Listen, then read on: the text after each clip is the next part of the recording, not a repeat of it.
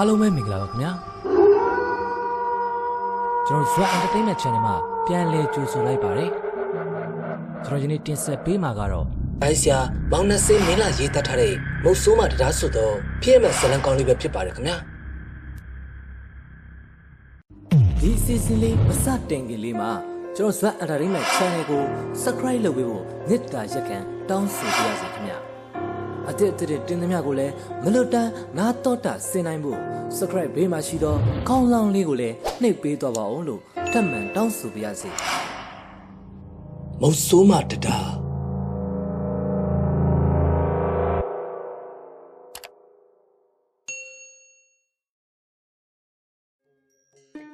လွန်ခဲ့သော3နှစ်ခန့်ရန်ကုန်မြို့စွန်တနေရာကားလေးရဲ့နဘေးမှာရှိတဲ့ကြီးရွက်လေးတီဝါရဲ့ရှင်ပြုတ်အလူမရမဒေသရှင်မနောရဲ့အလူတော်တချင်းတန်ကလေသိရဗံများစီတို့ပြန့်လွင့်လျက်ရှိနေပါတယ်ဟေးမဝင်းရွှေဟိုမှာကြည်စမ်းမအောင်တော့အလူမန်းတဲ့ကြီးကပြင်ဆင်ကြတာလှလိုက်တာဟုတ်ပါရဲ့မိနီရဲ့အားကြလိုက်တာဟဲ့ငါသားလေးလည်းအဲ့လိုကြီးကြီးကျယ်ကျယ်ရှင်ပြုတ်ပေးချင်လိုက်တာဘာလာကျွရွက်ဘက်သို့အုံများတင်ဆောင်လာတဲ့အုပ်ပိုးတဲ့ကားပေါ်မှာနေစားသမား2ဦးရဲ့ပြောစကားများဖြစ်ပါတယ်။မန်ဝင်းရွှေနဲ့မန်နီတို့2ဦးဟာအုပ်ကွင်းများတွင်အုပ်ဖုတ်တဲ့အငားနေစားအလုပ်သမားများဖြစ်ပါတယ်။မန်ဝင်းရွှေကအသက်40အရွယ်မုတ်ဆိုးမ2ဦးပါ။သူမှာအသက်12နှစ်အရွယ်သားလေးတစ်ယောက်ရှိပြီးဘဝကိုရိုးသားစွာနဲ့လောက်ကင်စားတော့ရင်ဖြတ်တန်းနေသူဖြစ်ပါတယ်။တနေ့ရတော့လိုအပ်ကလေး9000ကိုစူပူးလေးတဲ့သို့2000ထည့်ပြီးသူ့ရဲ့သားလေးကိုရှင်ပြည့်ရဲ့အတွက်စူဆောင်းနေသူတစ်ယောက်ပါအခုလေကာလနဘေးကျေးရွက်လေးမှာပြုလုပ်နေတဲ့ရှင်ပြုတ်အလူကိုမြင်တွေ့ပြီးအားကျပြောဆိုနေခြင်းဖြစ်ပါတယ်ဟဲ့အောင်မိုးဆိုးမသားထိန်းနေမင်းမငင်းနဲ့တော့ရောက်မင်းတို့ငါ့ကိုအဲ့လိုမပြောကြပါနဲ့ကွာဟဲ့အောင်မင်းမေကမိုးဆိုးမမို့လို့မိုးဆိုးမသားလို့ခေါ်တော့ကွာဘာလဲမင်းမကျင်နဲ့လို့လားမန်ဝင်းရွှေရဲ့သားထိန်လင်းကိုဖန်တို့ပြစ်နေတဲ့ရွာထဲမှာကလေးတစ်တိုက်ကအနိုင်ကျင့်နေခြင်းဖြစ်ပါတယ်ဖန်တို့ပြစ်နေတဲ့ကလေးတစ်တိုက်ရဲ့စူးစူးညံ့ညံ့အတန်များကြောင့်ဘာကြီးရွှေထုံးတဲပြင်းကိုထွက်ချီလိုက်တယ်ဟဲ့ကောင်လေးတွေရဲမဖြစ်ကြနဲ့တွားကိုယ့်အိမ်ကိုပြန်ကြတော့ထမင်းစားချိန်ရောက်နေပြီလူလေးထိန်လင်းတားအမိပြန်ရောက်ပြီလားကွယ်မရောက်သေးဘူးဖိုးလေးတားထမင်းရောစားပြီလားဟမ်ဒါဆိုရင်ဖိုးလေးအိမ်မှာစားမလားမစားတော့ပါဘူးဖိုးလေးတားတဲကိုပဲပြန်တော့မယ်အေးကောင်းကောင်းမွန်မွန်လည်းပြန်အောင်ဟုတ်လိမ္မာစွာနဲ့ခေါင်းငုံပြီးထွက်သွားသောမောင်ထိန်လေးရဲ့ကြောပြင်အားဘာကြီးရွှေထွန်းငေးကြီးကတပ်ပြင်းရှိကြီးတခုချလိုက်ပါတယ်ကဲတက်ကြဟဲ့ရွာကိုအချိန်မီပြန်ကြမယ်တော့ကြညနေတစ်ခေါက်ပို့ဖို့မမီပဲဖြစ်နေအောင်မယ်အုတ်ကားမောင်းနဲ့ကားစီးရွှေသွေးကခဏထိုင်ပြီးနားနေတဲ့မန်းနီနဲ့မန်ဝင်းရွှေကိုကားပေါ်တက်ရန်ပြောပြီးကားဆက်ကိုနှိုးလိုက်ပါတယ်ကိုရွှေသွေးကားကိုဒရဂျန်မောင်းထွက်လိုက်တယ်ကိုရှိသေးဖြည်းဖြည်းမောင်းမှာတော့ရှင်ကပြိုင်မဝင်ပြိုင်နေလားကားနောက်ဘက်မှာမီနီကကိုရှိသွေးကိုလှမ်းအောင်ပြီးပြောချင်းဖြစ်ပါတယ်သူတို့စီးနေတဲ့အုတ်ကားလေးဟာလမ်းမကြီးပေါ်တွင်အရှိန်ပြင်းစွာနဲ့ပြေးလွှားနေတယ်မကြမီအချိန်မှာတော့ဝင်းတစ်ခုအတွင်းသို့ရောက်ရှိလာခဲ့တယ်ကိုရှိသေးရှေ့မှာစိုက်မှုတက်ထားတာတွေ့လားတရားကျိုးပြက်နေသေးတဲ့တတိဖိမောင်းပါတယ်ငါမြင်ပါတယ်မီနီရဲ့ဒီလမ်းတွေကငါမောင်းနေကြပါမင်းရဲ့စကားကိုကိုရှိသွေးကကားကောင်းကန်းထဲမှာလှမ်းအောင်ပြီးပြောလိုက်ခြင်းဖြစ်ပါတယ်။ကိုရှိသွေးကကားကိုအရှိန်မလျှော့ပဲဆက်လက်မောင်းမြအတိုင်းမောင်းနေတယ်။ခဏကြာတဲ့အခါမှာတော့တရားပြက်အနာကိုရောက်ရှိလို့လာခဲ့တယ်။တရားဟောင်းကိုဖျက်ပြီးတရားအစ်စ်ဆောက်လို့နေတာကြောင့်ကားများတွားလာရင်ခက်ခဲနေပါတယ်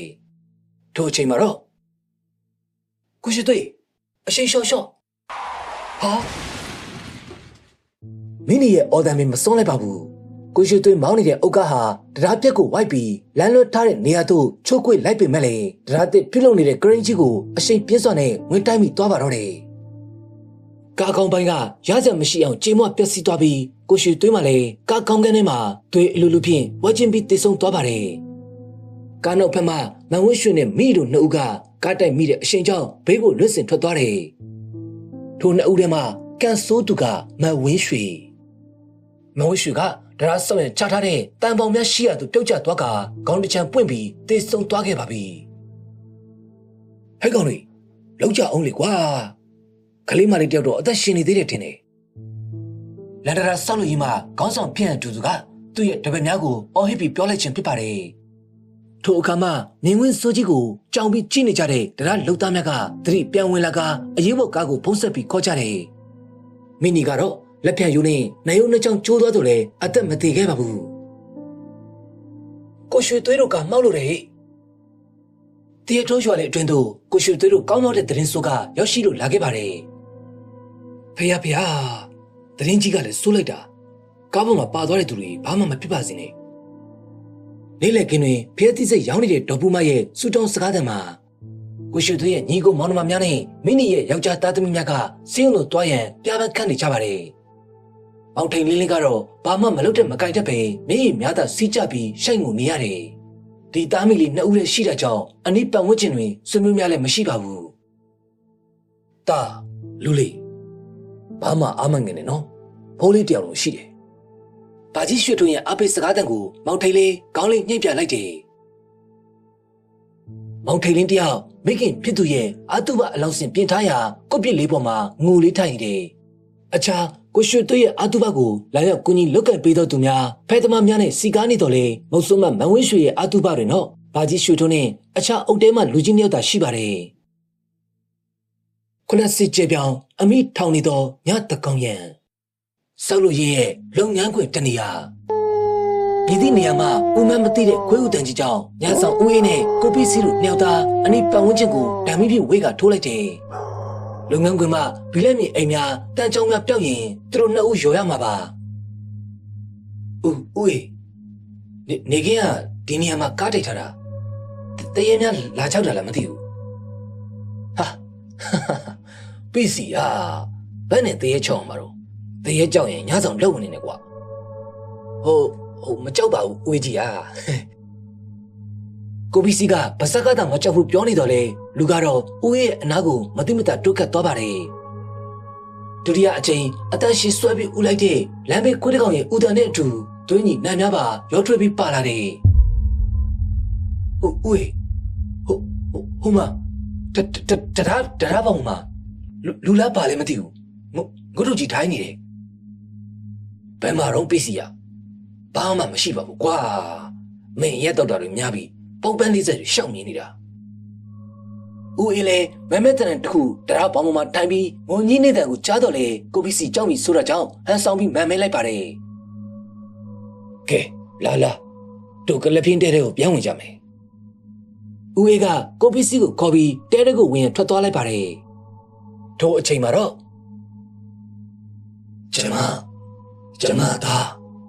ကျမသားလေးစီကိုပြန်ပို့ပေးကြပါရှတ်တအကွက်ငုံကြီးတန်ကြီးကိုပီစီမကဦးအေးပါကြားလိုက်ရပါတယ်။နေသားတယောက်မျက်နှာတယောက်မတိုင်မီမဲကြည့်လိုက်ကြတယ်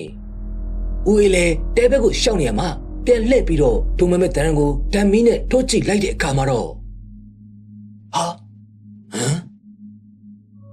တရားပေါင်ကမှာသွေးတန်တရရင်နဲ့ဦးကောင်တစ်ချံပွင့်နေတဲ့မိမတအုပ်ကငုတ်တုတ်ကြီးထိုင်ပြီးဓာမီရောက်ကိုစူးစိုက်ကြည့်နေတာအားတွေ့လိုက်ရပါတယ်။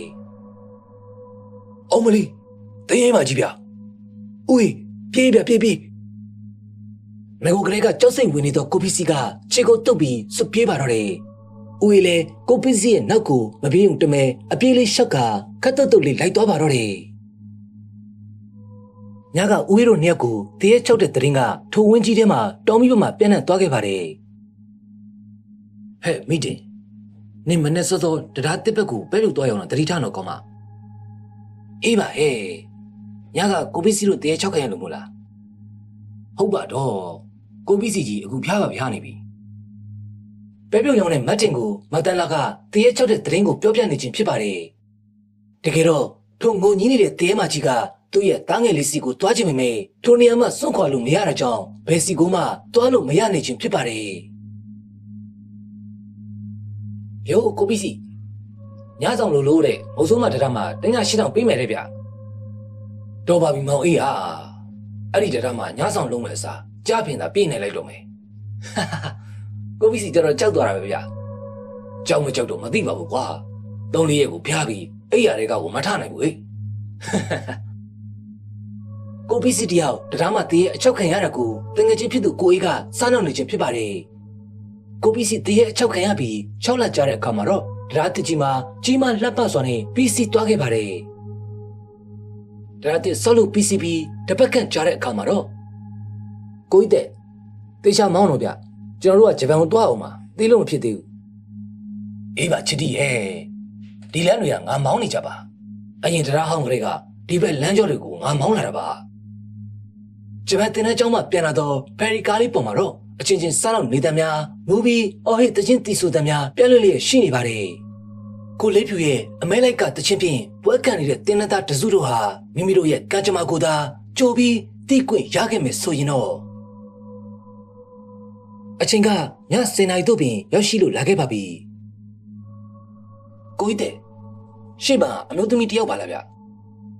အေးလေအခုချိန်ဆိုတော့ဘာညာတွေပဲဖြစ်မှာပါကွာတရားတစ်ပတ်တော့မျက်နှာမူကလမ်းလျှောက်နေတော့အမျိုးသမီးတယောက်ရဲ့ပုံသဏ္ဍာန်ကိုကာကောင်းကမ်းမှကိုတဲဝင်းနဲ့ချစ်တီခေါ်ဆိုင်းလန်ဟန်ကကြည့်ကဝေဖန်နေကြခြင်းဖြစ်ပါတယ်ကိုတဲ့အနာကပ်ပြီးဖိဖိမောင်းပြီဗျဟာအေးပါကွာမင်းနာဘူးထားအောင်မလို့မလားတရားဘက်ကမျက်နှာမူပြီးလမ်းလျှောက်နေတော့မိန်းကလေးရဲ့အနီးသို့ကိုတက်ကကားကိုအရှင်လျှော့ပြီးကံမောင်းပေးလိုက်ပါတယ်ဟေးအချောလေးလိုက်မလားပီယာအရှင်ထွထွလေးနဲ့ချစ်တီကကောင်မလေးကိုလှမ်းပြီးစလိုက်တယ်မိန်းကလေးကဘာမှပြန်မပြောဘဲကောင်းကြီးပြလိုက်တယ်ကိုတဲ့ဖွာပြီဗျကားရပြလိုက်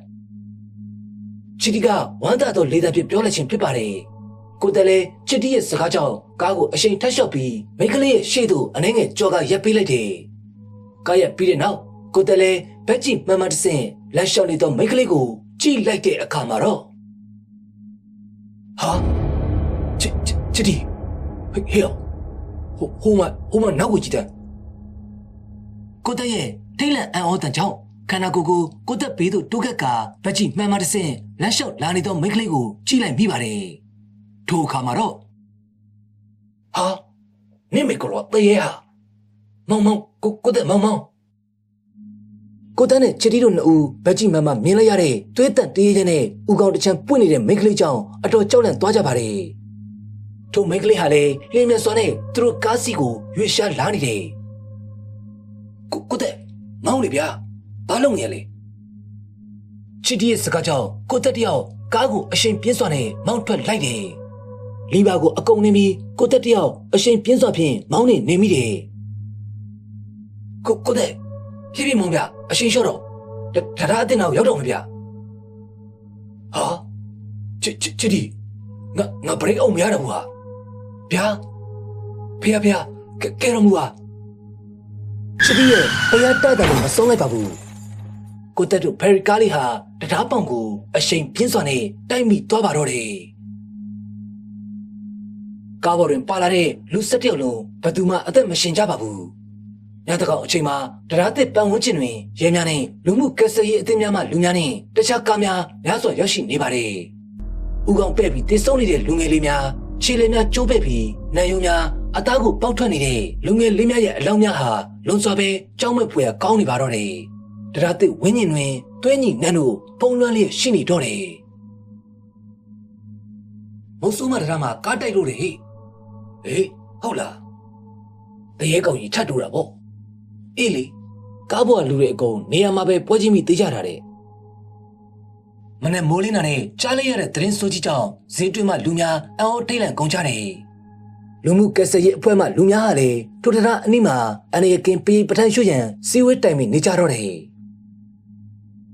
နောက်ရက်များကိုရောက်တဲ့အခါမှာတော့ဆရာတော်များရဲ့ပေးပထန်ရွတ်ဖက်နေတဲ့အတန်များမှာတရားသစ်ပန်ဝန်းကျင်တွင်တာယာစွာပြန့်လွင့်နေပါတယ်တိတ်မကြခင်မှာပဲပေးရွတ်ဖက်တံများပြီးဆုံးပြီးတဲ့နောက်မြဲမမြဲပုံကူများကိုအများအတန်းပေးဝေကြတယ်ထို့အချိန်မှာတော့နေကြပါဦးခဏနေကြပါဦးလူမှုကယ်ဆယ်ရေးအဖွဲ့များထဲမှာလူတယောက်ရဲ့အတန်ကြောင့်အကုန်လုံးလက်ကြည့်လိုက်ကြတယ်ဟဲ့ကောင်ဝင်းမင်းဆရာတော်တွေအများပေးနေတယ်လေကွာမင်းဘာသာဖြစ်တာလဲငါဝင်းမင်းမဟုတ်ဘူးငါနာမည်ကဝင်းရွှေဟဲ့ဝင်းရွှေရှာတတအကွက်ကွက်အတန်ဖြင့်ပြောလိုက်တော့ကိုဝင်းမင်းကိုအနိရှိလူများကအံ့ဩစွာလှည့်ကြည့်နေကြတယ်တကာကြီးတို့တကာတို့လူကိုပုဂ္ဂိုလ်တယောက်ယောက်ဝင်ရောက်ပူးကတ်နေပြီထင်တယ်ဆရာတော်ရဲ့ရှိကိုခေါ်ခဲ့ကြ ဆရာတော်များရဲ့ရှေ့ကိုရောက်တဲ့အခါကိုဝင်းမင်းရဲ့ခန္ဓာကိုယ်တွင်ဝင်ရောက်ပုတ်ကတ်နေတဲ့မဝင်းရွှေကမျက်နှာကိုအုပ်ပြီးရှိုက်ကြီးတငင်နဲ့ငိုကြွေးပါတော့တယ်။ကဲတက္ကမကြီးဘာကြောင့်တာတူမခေါ်ရတာလဲ။တပည့်တော်ရဲ့တားလေးရွာမှာရှိပါတယ်ဖေဟာ။တားလေးရှင်ပြူရဟန်းခံကြမှာတပည့်တော်တာတူခေါ်မှာပါဖေဟာ။အေးအစွဲလန်းတွေလေတဲ့ကြီးတကူတက္ကမကြီးရဲ့တားလေးကိုရှင်ပြူပေးမယ်ဆိုရင်တေချာပေါက်တာတူခေါ်မှာလား။ဒီမှာဖေဟာတပည့်တော်မှတာတူခေါ်မှာပါအေးဘုန်းကြီးတို့တက္ကမကြီးရဲ့သားကိုရှင်ပြုအလူပေးပေးပါမယ်လို့ဂတိပေးတယ်တက္ကမကြီးလည်းဘူးကတ်တာတွေ၆လက်နာတွေမလုံနဲ့တော့ကဲသွားတော့ဒီမှာဖေဟာတပည့်တော်မရဲ့တဲလေးကတစ်တာလေးတွေမှာဒါလေးရှင်ပြုဖို့စုထားတဲ့ငွေလေးတွေရှိပါတယ်ဖေဟာအရှင်ဖေဟာတို့ကောင်းတယ်လို့သာစီမံပေးပါထို့သူပြောကမဝင်းရွှေတဖြစ်လဲတားစောဖြင့်မကြုံမလို့ဖြစ်နေရှာတဲ့တေးမကြီးဟာကိုဝင်းမင်းရဲ့ခန္ဓာကိုယ်ကိုပုတ်ကတ်နေရာမှထွက်ခွာသွားပါတော့တယ်ဆရာတော်များလည်းအများပေးဝေကမဝင်းရွှေကိုဂရိပေးထားသောကိစ္စများအားတိုင်ပင်ပြီး၎င်းတို့ဘုန်းကြီးကျောင်းအသီးသီးတို့ပြန်လည်ကြွချီသွားပါတော့တယ်ဧပြီလ6ရက်နေ့ပေါ်တာတူကားစီဟာတရားသစ်ဘေးမှာရှိတဲ့အပင်ကြီးရဲ့အောက်မှာရပ်ပြီးတေကိုင်းတစ်ခုကိုချိုးကတစုံတစ်ခုပြောဆိုနေပါတယ်ကဲအလူအမကြီးဖြစ်တော်မဲ့မန်ဝင်းရွှေခမရသားလေးရှင်ပြုတ်အလူကိုကြောက်ရောက်ဖို့ဖိတ်ခေါ်ပါတယ်အခုရောက်လေရအရက်ကတခါတည်းလိုက်ခဲ့ပါကြက်မကျွတ်လို့သူများရှိရင်လေတခါတည်းတာရုခေါ်ရင်ကြောက်ရောက်ကြပါဟုတ်ကဲ့ထိုကဲ့သို့တာရုခေါ်ရင်ဖိတ်ခေါ်ခဲ့ပေမဲ့လေထိုတရားမှာတော့အခုချိန်ထိတရေတကောင်ကြန့်ရှိနေသေးသည်ဟုနာမည်ကြီးနေတော့မှာပဲထိုတရေကြီးကလူစားလဲစောင်းမြောင်နေပြီးမုတ်ဆိုးမှတရားပေါ်မှာကားများဆိုင်ကများမတိုက်တာဟာနှစ်အတော်အတန်ပင်ကြာနေခဲ့ပါပြီကျွန်တော် channel မှာပြည်သက်များလည်းကားများဆိုင်ကများကိုသတိပြုဆင်ခြင်ပြီးမောင်းနှင်စီးနှင်းကြပါလို့မေတ္တာပြုတိုက်တွန်းရင်းနဲ့စိုင်းစရာမောင်နှဆေးမင်းလာရေးသားထားတဲ့မုတ်ဆိုးမှတရားဆိုသောဖိမဇလန်လေးကိုဒီနေရာမှာပဲအဆုံးသတ်ပြရစီခင်ဗျာအားလုံးကိုအထူးပင်ကျေးဇူးတင်ရှိပါတယ်ခင်ဗျာကျွန်တော်အခုဇလန်လေးကိုပြီးဆုံးသည့်တိုင်အောင်နားတော်တာဆင်ပေးသလိုနောက်ပုတ်ကျွေမှာလည်းယခုကဲ့သို့ပြီးဆုံးသည့်တိုင်အောင်နားတော်တာဆင်ပေးပါအောင်လို့မေတ္တာရက်ခံတောင်းဆိုပြရစီခင်ဗျာအားလုံးပဲကိုယ်စိတ်နေပြကျမ်းမာချမ်းသာကြပါစေခင်ဗျာ